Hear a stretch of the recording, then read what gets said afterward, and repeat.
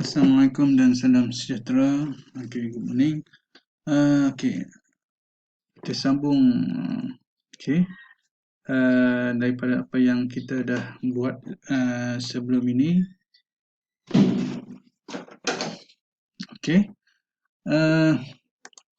Sebelum ni saya dah buat saya dah simpan setiap objek yang kita create daripada kelas student. Kita create 3 objek. Okay. Masing-masing mempunyai rekod yang berbeza, rekod Muhammad Zabidin, rekod Mazin Jamaluddin dan rekod Nur Iman. Masing-masing ditunjuk oleh object reference variable iaitu array of objects. Okay, seperti berikut. Okay, student 0 akan simpan objek ini, student 1 akan simpan objek ini dan student 2 akan simpan objek ini. Okay, inilah konsep of array of object. Okay, so bagaimana kita nak display data yang telah disimpan bagi setiap elemen dalam array. Okay, dia sama seperti sebelum ni. So kita akan gunakan, okay, ini saya dah buat dah. Saya dah buat. Okay, yang ini, okay, so apa beza dia?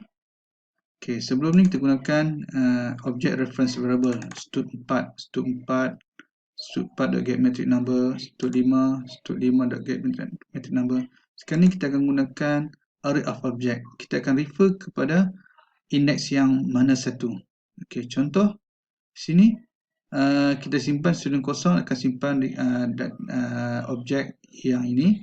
Student 1 akan student index 1 akan merujuk kepada objek Mazin Jamaluddin dan seterusnya. So kaedah kita nak panggil ada seperti berikutlah. Ini yang saya buat. Ini adalah hard code tapi tak digalakkan. Contohnya student 0.getMetric. Student 0.getMetric maksud dia akan student 0 getMetric akan display 1 2 3. Student index 0.getName akan display Muhammad Zabidin. Okey, student 0.getMarks. Okey, contoh sini student 0.getMarks sudah akan display. Kalau student 1.getName, so dia akan display Mazin Jamaluddin. Kalau students 2.getMetric number, so dia akan display 789. So you boleh tengok di sini lah. Ini yang saya buat. Apa yang membezakan adalah index. Student ni adalah object reference variable yang kita create daripada kelas student. Ini adalah array of object. Student 0.getMetric number, student 0.getName, student 0.getMarks. So dia akan display ke semua ni. Okay.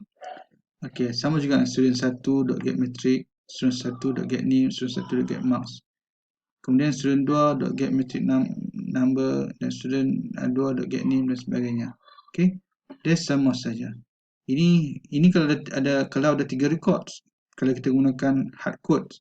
Kalau ada 10 record, so tak efficient dia akan buat seperti berikut. Okay, so that's why kita akan gunakan for loop. Dia sama aja. Contoh bila saya run, Allahu Akbar. Apa yang sebab?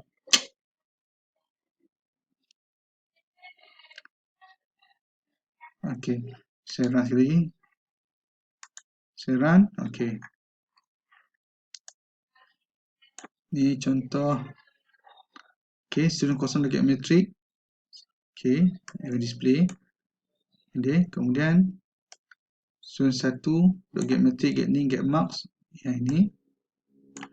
Kemudian student 2.getMetric number, getName, getMarks. Yang ini. Okay, so kalau kita nak melakukan penjimatan of coding, so kita akan gunakan looping. Okay, instead of kita menggunakan berapa line ni? 1, 2, 3, 4, 5, 6, 7, 8, 9. So kita hanya gunakan 3 line saja. Okay, untuk kita nak display data dalam array of object dengan menggunakan for loop. Okay, so I ni dia akan depend nilai I di sini. Kalau I kosong, so student 0. Kalau I 1, student 1. Kalau I 2, student 2. Dia sama seperti yang ini. Okay, ini bukan dynamic. Ini lebih dynamic sebab dia bergantung kepada nilai I. Okay, nilai I. Itu sahaja. Okay. Itu sahaja. Dia sama juga kalau you nak gunakan setter method, katakan you nak ubah tadi Nurul Iman. Nah, Nurul Iman tadi mana? Nurul Iman. Okey, Nurul Iman tadi Nurul Iman kepada Nurul Iman Muhammad Zabidin. So, senang saja. You kena tahu indeks mana. Contohnya students Nurul Iman adalah pada indeks 2. Okey, buat set name. Set name, so you buat Nurul Iman Nurul Iman, yang buat Nurul Iman Muhammad Zabidin. So bila display dia akan jadi lain lah. Dia akan tukar Nurul Iman kepada Nurul Iman Muhammad Zabidin. So bila saya run, so saya dah tukar, saya dah ubah, saya dah edit. Okay, bila saya run, kita tengok sebelum ni tersimpan sebagai Nurul Iman. Sudah display sehingga di sini. Okay, dan display ke sini. Kemudian saya buat modification, saya edit, saya update. Okay, contohnya kita tengok. Okay, student 2. Okay, contoh tadi kita simpan student 2 Nurul Iman. Okay, kita simpan student 2, sudah akan dapat student 2 Nurul Iman. Kemudian saya buat modification. Okay, saya buat modification. Okay, kenapa keluar ni saya tak pasti. Okay, so saya set name Nurul Iman kepada Nurul Iman Muhammad Zabidin. So apa jadi? Kita tengok last record student ke student. So dia dah tukar. Dia tukar Nurul Iman kepada Nurul Iman Muhammad Zabidin. Itu adalah kaedah untuk kita nak gunakan setter method. Dan juga getter method apabila kita guna bersama dengan array of object. Ini dalam satu kelas tapi tak digalakkan dalam satu kelas. So you akan pecahkan kepada kelas yang lain. Okay, seperti dalam assignment 1 you kena buat apa yang you kena buat adalah untuk projek 1, untuk assignment 1 bagi program itu, apa yang you kena buat adalah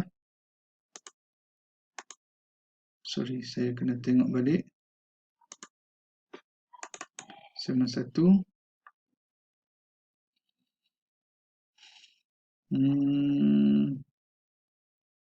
Okay, assignment 1 untuk program itu. So you gonna add data dan display data. So display data, okay, you all dah dapat dah idea yang saya buat ini. Ini adalah kaedah untuk kita nak display ke semua data. Okay, kalau 10 data, so 10 data akan dihasilkan. Okay, cuma grade tidak ada lagi sebab saya tak membuat lagi proses pengiraan grade. Okay, ini untuk assignment 1 bagi programming 2. Add data basically you akan gunakan constructor. Okay, add data. Contoh add data constructor, di mana constructor? Ini adalah kaedah untuk kita nak add data. Kita add data dengan menggunakan constructor. Okay, kita nak add data dengan menggunakan constructor. Add data menggunakan constructor. Okay, display data kita menggunakan kaedah ni. Okay, so nanti you kena pecahkan. Okay, untuk add data dan juga display data. Nanti saya akan tunjuk kemudian. Okay, kalau bagi data structure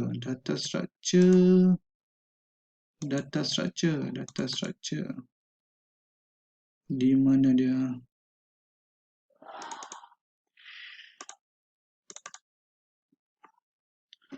Data structure apa yang you kena ada?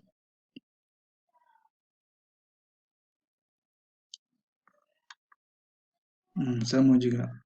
Okay, you kena add data seperti yang saya sebut tadi. Add data dengan menggunakan constructor. Okay, bila you add data, you akan simpan dengan menggunakan constructor. Kemudian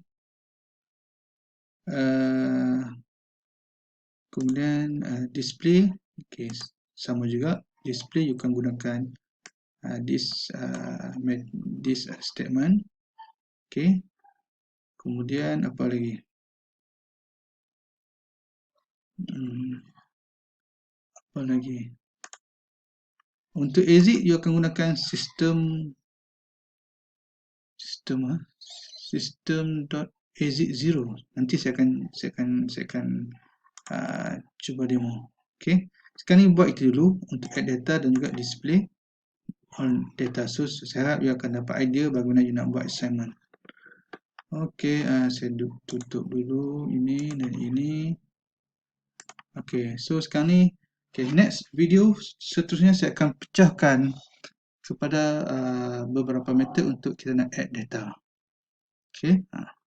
Okey, assalamualaikum dan salam sejahtera.